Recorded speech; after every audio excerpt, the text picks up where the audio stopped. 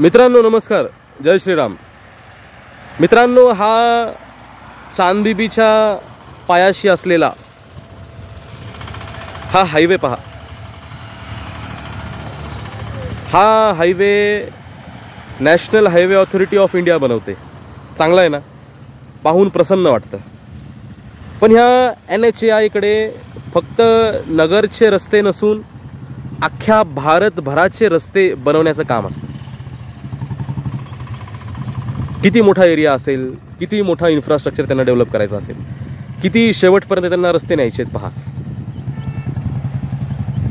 त्यांना हे अशक्य वाटत नाही, पण स्थानिक राजनेते ज्यांच्याकडे फक्त काही किलोमीटर रस्ते बनवायचे आहेत, त्यांच्याकडून रस्ते का बनत नाहीत? आपल्या अहिल्यानगरचं पाहिलं तर आपलं अहिल्यानगर फार अव्वाढव्य नाहीये। केडगाव पासून सुरू होतं आणि सावडीला जाऊन संपतं। 2 ते 5 मिनिटात आपलं अहिल्यानगर संपतं। पुण्यासारखी परिस्थिती नाहीये की तुम्हाला अर्धा तास बाहेर यायला आणि अर्धा तास आत जायला लागेल। मग एवढा छोटासा एरिया, या छोट्याशा एरियामधले रस्ते यांच्याकडून का नीट बनत नाहीत? तर मित्रांनो, ह्या गोष्टीकडे आपण सर्वांनी लक्ष दिलं पाहिजे की कुठलंही कार्य करायला, कुठलंही काम करायला जर माणसाची तयारी असेल तर फार सोपं आहे। कुठलंही कार्य करणं अवघड नाही आहे, कुठलंही कार्य करणं फार सोपं आहे। पण त्या कार्य करताना, ते कार्य करायच्या आधी, ते कार्य करण्यासाठी जी मनोवृत्ती लागती ते आणणं फार कठीण आहे।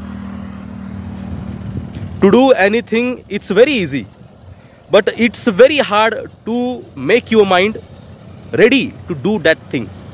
ह्या लोकांची मनोवृत्ती नाही आहे। यांना वाटत नाही की आपलं नगर चांगलं असावं, आपण ह्या नगरचे प्रतिनिधी आहोत। त्या नगरला नावं ठेवतात म्हणजे आपल्याला कुठेतरी नावं ठेवतात, अशी यांची भावना नाही आहे।